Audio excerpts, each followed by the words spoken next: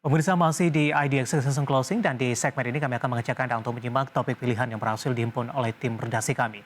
Di mana saham Asrindo Nusantara Infrastruktur, Bukalapak.com, Bumi Resources, dan Gudang Garam masuk dalam jajaran indeks small caps di Morgan Stanley Capital Indonesia.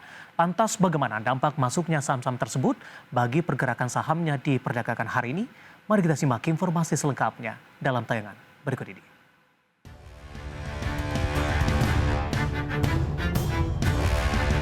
Perusahaan keuangan Morgan Stanley Capital Indonesia atau MSCI Inc. mengumumkan perubahan komposisi indeks dengan emiten asal Indonesia masuk di dalamnya. Perubahan akan dilakukan pada penutupan 30 November 2022 dan berlaku efektif mulai 1 Desember 2022. Berdasarkan data MSCI yang dikutip dari Pintraco Sekuritas, terdapat sejumlah saham yang tercatat di Bursa Efek Indonesia masuk dalam indeks MSCI.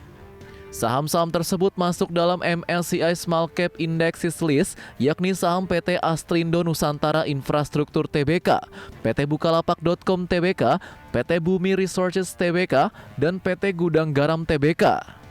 Dari MSCI Small Cap Indexes List, MSCI juga menghapus saham PT Adi Sarana Armada Tbk, PT MKes Integrasi Tbk, dan saham PT MNC Vision Networks Tbk. Tak hanya dari MSCI Small Cap Indexes List, MSCI juga mengeluarkan sejumlah saham emiten dari MSCI Global Standard Indexes List.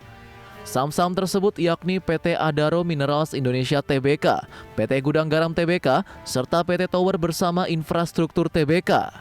Kedepannya, MSCI akan melakukan indeks review kuartalan pada Februari 2023.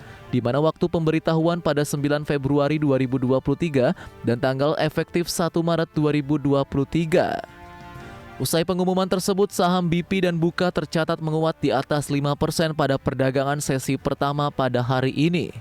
Di mana saham BP terapresiasi 6,57% ke level 146 dan saham Buka naik 8,45% ke level 308. Namun dua saham yang masuk MSCI Small Cap Indexes List yakni Bumi Resources dan Gudang Garam justru melemah di paruh pertama perdagangan hari ini.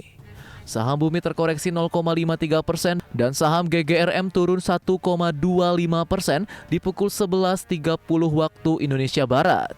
Saham Bukalapak juga menjadi salah satu pendorong utama bagi indeks harga saham gabungan yang pada sesi pertama hari ini mencatat rebound dan ditutup menguat 1,2% ke level 7.051,23. Masuknya sejumlah saham di Bursa Efek Indonesia ke dalam indeks MSCI juga diharapkan menjadi penarik minat bagi investor asing untuk masuk ke saham-saham tersebut. Rebound yang terjadi pada IHSG sesi 1 hari ini membalik penutupan perdagangan kemarin di mana IHSG mencatat pelemahan 1,46% ke level 6.966,83.